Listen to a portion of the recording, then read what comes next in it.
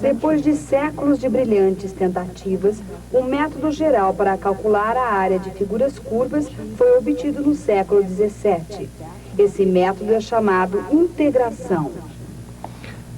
Já se disse muitas vezes que Isaac Newton nasceu no mesmo ano da morte de Galileu, como se alguém desse nível devesse existir sempre aqui na Terra. Newton pertencia a uma família de fazendeiros de Lincolnshire, sem grandes recursos financeiros. Isaac era um garoto estranho. Sua mãe logo percebeu que ele era preguiçoso demais para se transformar num fazendeiro satisfatório. A única solução seria mandá-lo para a universidade. Se o pai de Isaac não tivesse morrido, talvez ele tivesse se transformado num fazendeiro extremamente inteligente. Mas em vez disso, Newton fez coisas que assombraram a imaginação. Uma delas foi a invenção do cálculo.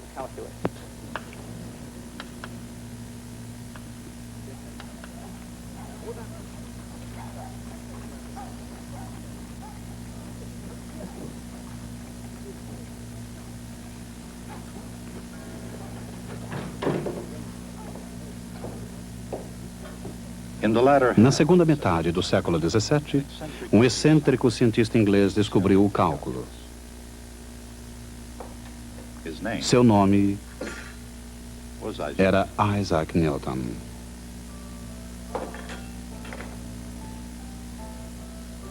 E sua descoberta não tem paralelo na ciência e na matemática.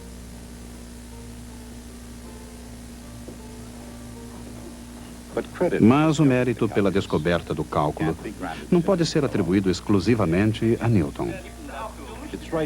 Ele é compartilhado com justiça por um diplomata estudioso de Hanover, um professor da Baixa Saxônia no século XVII. Seu nome? Barão Gottfried Wilhelm von Leibniz. Um homem mundano, extrovertido, que fazia muito sucesso entre as mulheres.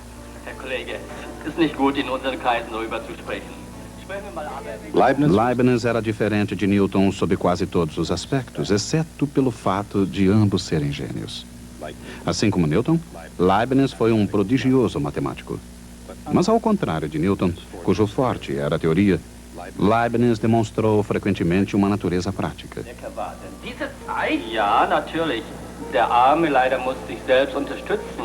Por exemplo, Leibniz inventou uma calculadora mecânica. Sua calculadora era portátil e podia até extrair raiz quadrada. Leibniz foi aclamado nas cortes europeias pela sua invenção e até mesmo convidado a entrar para a British Royal Society, uma grande honra para um alemão. No entanto, foi pelo cálculo, e não pela calculadora, que Wilhelm Leibniz é mais lembrado.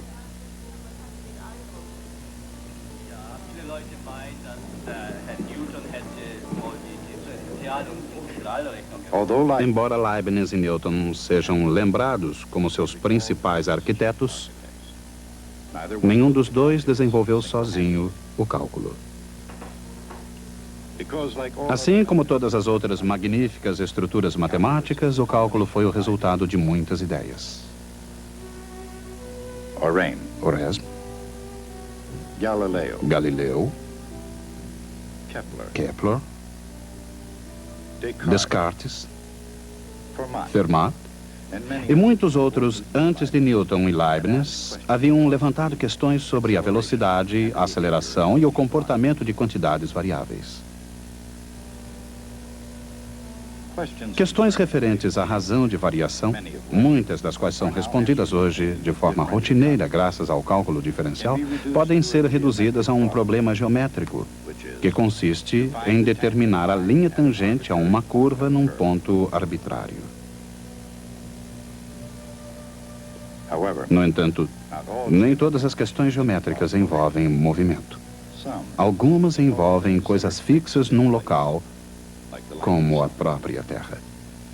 Em civilizações antigas, como o Egito, a geometria tinha uma série de aplicações muito práticas, inclusive a medição da Terra. A própria palavra geometria, na verdade, em grego significa medida da Terra.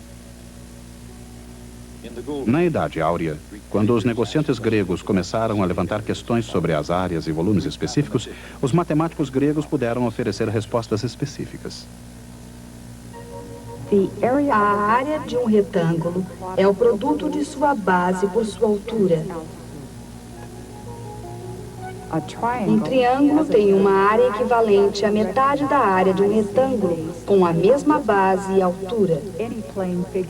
Qualquer figura plana formada por linhas poligonais pode ser dividida em partes triangulares, sendo sua área total igual à soma das áreas de todas as partes. Mas como determinar a área de uma figura curva, um segmento parabólico, ou uma forma ainda mais exótica? Essas questões matemáticas constituíam desafios para a mente na Grécia. Numa maratona intelectual, que pode ser considerada como uma corrida de revezamento em direção ao cálculo, os matemáticos gregos competiam entre si na tentativa de encontrar um método geral de quadratura, um processo para se calcular as áreas de figuras curvas. Havia fortes candidatos de outras culturas, mas a primeira volta da corrida foi uma vitória dos gregos. Sua ideia foi aproximar-se da figura curva com polígonos inscritos, até atingir-se a figura dada. Pouco a pouco, foram utilizando números de lados cada vez maiores.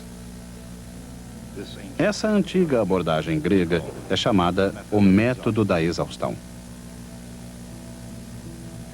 Com o método da exaustão, uma aplicação do conceito do limite de uma sequência infinita, os gregos foram os maiores matemáticos durante séculos e quase chegaram ao cálculo. De fato, se Arquimedes tivesse conhecido os símbolos que seriam de uso comum 18 séculos mais tarde, provavelmente teria obtido sucesso. De qualquer maneira, mesmo sem a ajuda da álgebra, ele fez uma série de descobertas espetaculares. Uma das mais notáveis foi a quadratura de um segmento parabólico.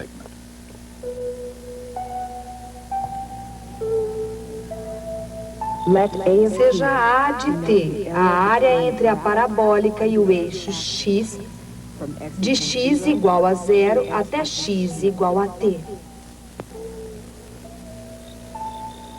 Arquimedes demonstrou por meio de um engenhoso argumento geométrico que essa área é igual a 1/3 de t ao cubo. Mas, por mais bizarro que o segmento parabólico fosse, do ponto de vista do cálculo, ele é mais um caso especial do que uma forma geral. E uma matemática ainda mais poderosa foi necessária para impulsionar os estudiosos. Ela estava a caminho. Ela demoraria muito para surgir. E só no início do século XVII, um irrequieto matemático e astrônomo, Johannes Kepler, retomou o fio da meada. Johannes Kepler calculou as áreas e volumes de 92 novas figuras curvas. Kepler chegou próximo do cálculo, mas, assim como os gregos, ele não foi capaz de inventar um método geral para todas as figuras e funções. Mas dessa vez a corrida não foi tão lenta. 2 franceses tomaram a tocha: Pierre de Fermat e René Descartes. Combinaram a álgebra com a geometria, o que possibilitou finalmente a descrição de figuras geométricas com equações algébricas. Num sistema de coordenadas retangulares, uma linha de inclinação m pode ser descrita pela simples equação algébrica y igual m vezes x. E a equação algébrica para um círculo surge diretamente do teorema de Pitágoras para triângulos retângulos.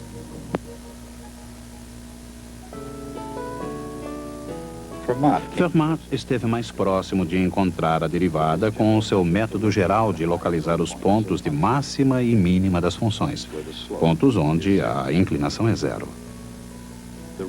A corrida rumo ao cálculo entrava em sua fase final. O progresso científico atravessou rapidamente o Canal da Mancha, produzindo grande excitação no Trinity College. Os grandes avanços matemáticos, muito especialmente o trabalho de Kepler e Fermat, chegaram a Cambridge nas pegadas de um obscuro jovem da região campestre de Lincolnshire. Seu nome era Isaac Newton.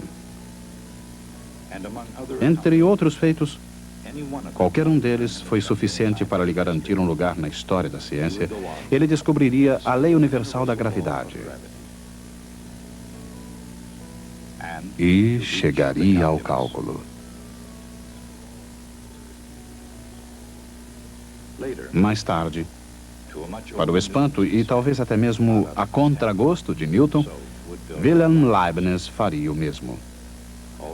Embora Newton tenha afirmado: "Se enxerguei mais longe do que os outros homens, foi porque pude subir em ombros de gigantes." Não era esse homem que ele tinha em mente. Copérnico, Galileu, Kepler.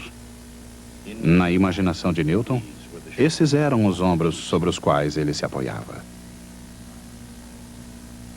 Leibniz e Newton, vitoriosos na corrida do cálculo. Embora suas descobertas tenham ocorrido no mesmo campo, não se pode dizer que tenham ocorrido com um bom espírito esportivo. Yes, indeed, sir. I have spoken to him. I'll go and see him again. It was a drama. Um drama com um conflito que poderia muito bem ter sido escrito por Shakespeare. Esse foi um drama de sérias consequências acadêmicas, pois a reputação de um participante estava ameaçada. You are guest in my house. So too was the very sanity of the other. Da mesma forma estava a própria sanidade de outro. Earlier, however, Anteriormente, no entanto, before the antes que a situação ultrapassasse os limites da razão, a mente de Newton foi capaz do pensamento mais racional que se possa imaginar. Ainda jovem, influenciado por Isaac Barrow, o matemático de Cambridge que Newton mal reconheceu como seu mentor, Newton descobriu o seu próprio cálculo, ao qual deu o nome de método da inflexão.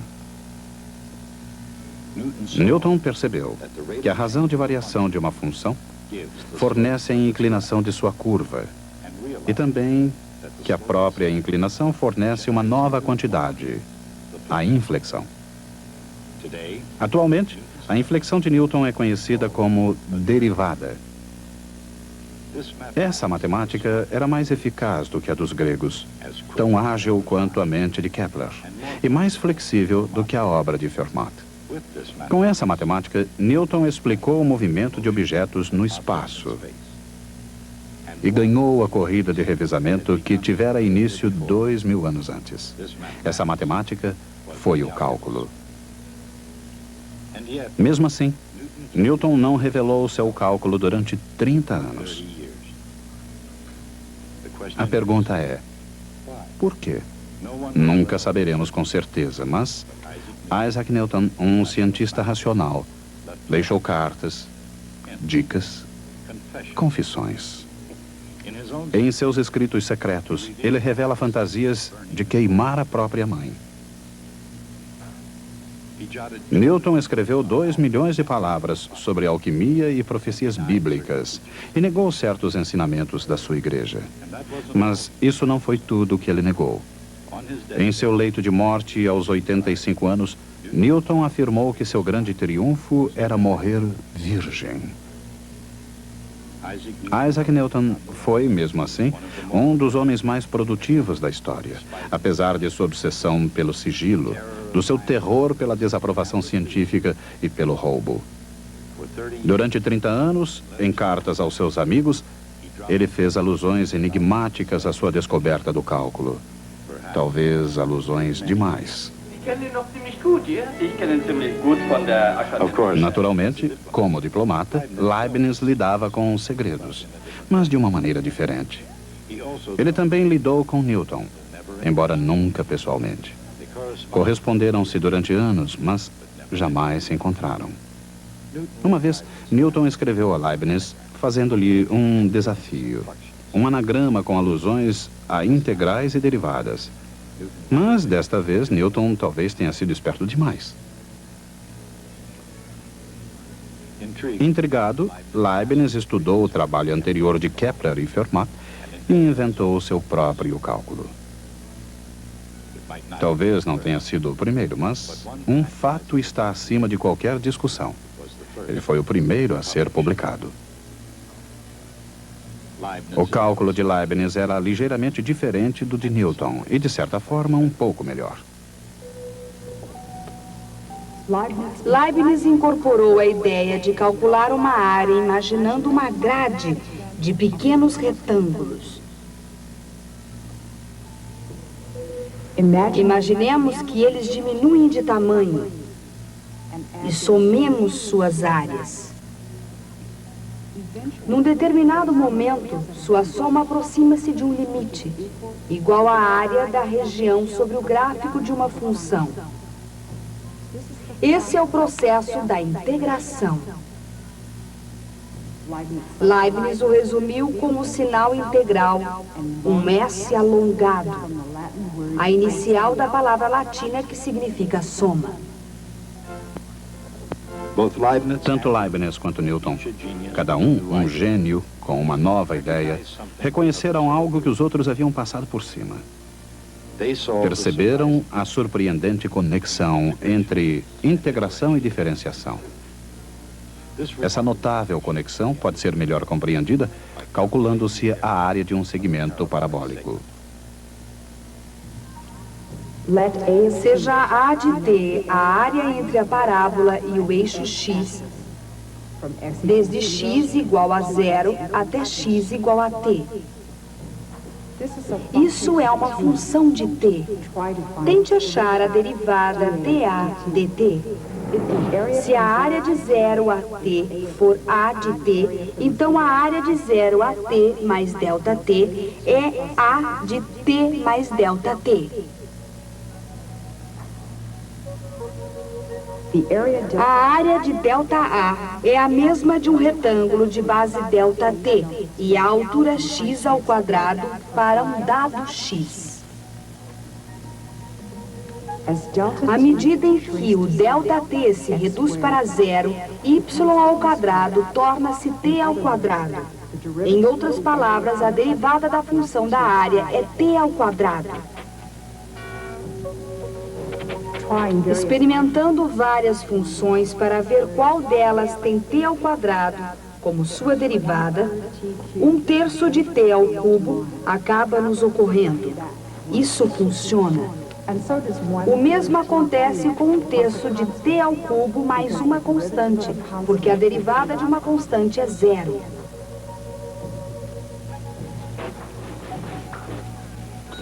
A função da área A de t é 1/3 de t ao cubo, uma vez em que a área é zero. Quando t é zero, a constante também é zero. Portanto, aí está a quadratura da parábola utilizando o cálculo de Newton e Leibniz. Na linguagem do cálculo, a integral de x ao quadrado, de 0 a t, é 1/3 de t ao cubo. Naturalmente, Arquimedes já fizera isso por meio de um método geométrico, mas o cálculo é superior.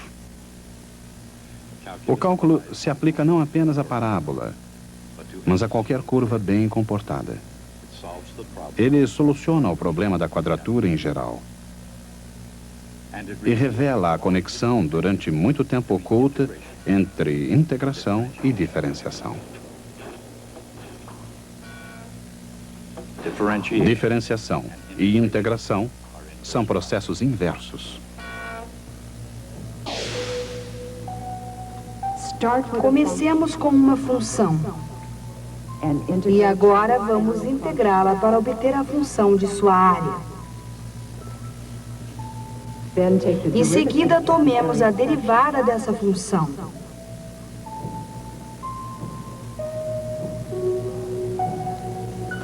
O resultado é a função original. Esse fenômeno é chamado de primeiro teorema fundamental do cálculo. Por outro lado, a parábola ilustra outra coisa. Primeiro, a área do segmento parabólico foi calculada desde x igual a 0 até x igual a t.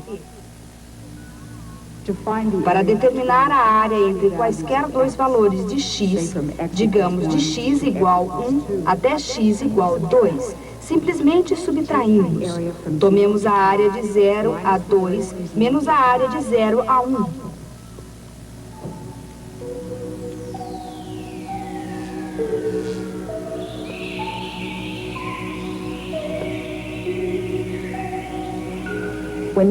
Esse fato, em sua forma geral, é chamado de segundo teorema fundamental do cálculo. Ele diz que uma função é igual à integral de sua derivada mais uma constante. Newton e Leibniz perceberam que o segundo teorema fundamental, que foi descoberto através da solução do problema geométrico da quadratura, também tem consequências importantes na mecânica dos corpos em movimento. Como a derivada de velocidade é a aceleração, a velocidade pode ser obtida integrando-se à aceleração.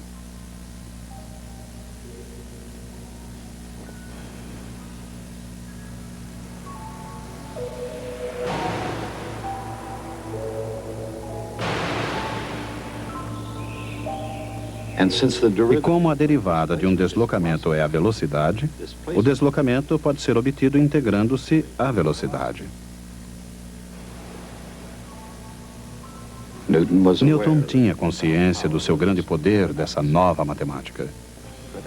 Mas enquanto ele aperfeiçoava o seu cálculo como alguém que ilustra uma preciosa maçã, fazendo em cartas alusões enigmáticas ao seu maravilhoso sabor, Leibniz publicava suas diferenciais e integrais. 3 anos mais tarde, Newton, apesar de certa relutância, publicou os seus Princípios Matemáticos da Filosofia Natural, os Princípios.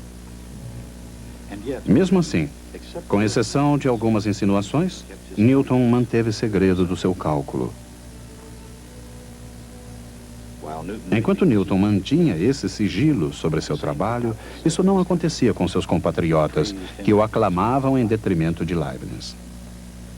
Provocaram o caos na Royal Society, discutindo sobre a paternidade do cálculo. A controvérsia Newton-Leibniz foi áspera e mesquinha. Um aspecto vergonhoso foi a acusação de que Leibniz plagiara ideias contidas nas cartas de Newton. Leibniz ficou indignado e exigiu uma audiência formal. Como o próprio Isaac Newton era presidente da Royal Society, Leibniz poderia muito bem ter sido mais esperto. Mesmo antes de poder se defender, Leibniz foi julgado culpado. If you wish to send a reply. No reply. Thank you, sir. Assim, Leibniz, que iniciara sua carreira de matemático com a filosofia do otimismo, terminou-a com uma equação de desgosto. Ao saber da morte do alemão, Newton gabou-se. Deixei Leibniz arrasado.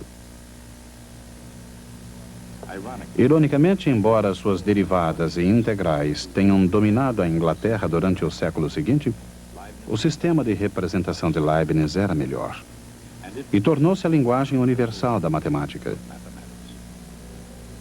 Seu símbolo de integral transmite uma ideia sofisticada. A integral é a área da região sob uma curva e, ao mesmo tempo, uma antiderivada. Assim, a corrida do cálculo, que teve início na Grécia Antiga, acabou finalmente de maneira controversa. A glória poderia ter sido suficiente para ambos os vencedores, mas embora a glória não tenha sido compartilhada, o prêmio o foi. Não entre Newton e Leibniz, mas entre as gerações que os sucederam. A descoberta de Leibniz e Newton, ou seja, a conexão entre diferenciação e integração, transformou-se num instrumento de valor incomparável na matemática.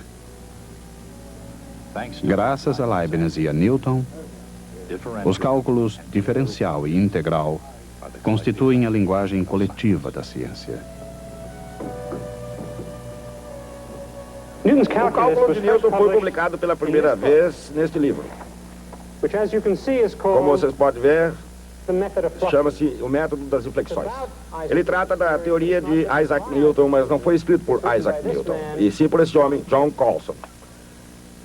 Por razões não totalmente claras, o próprio manuscrito de Newton sobre o seu cálculo não foi publicado durante sua vida. Talvez o editor tenha demorado muito para publicá-lo. Isso às vezes acontece. Ele foi finalmente publicado em 1969. A briga de Newton com Leibniz não foi a única briga de sua vida.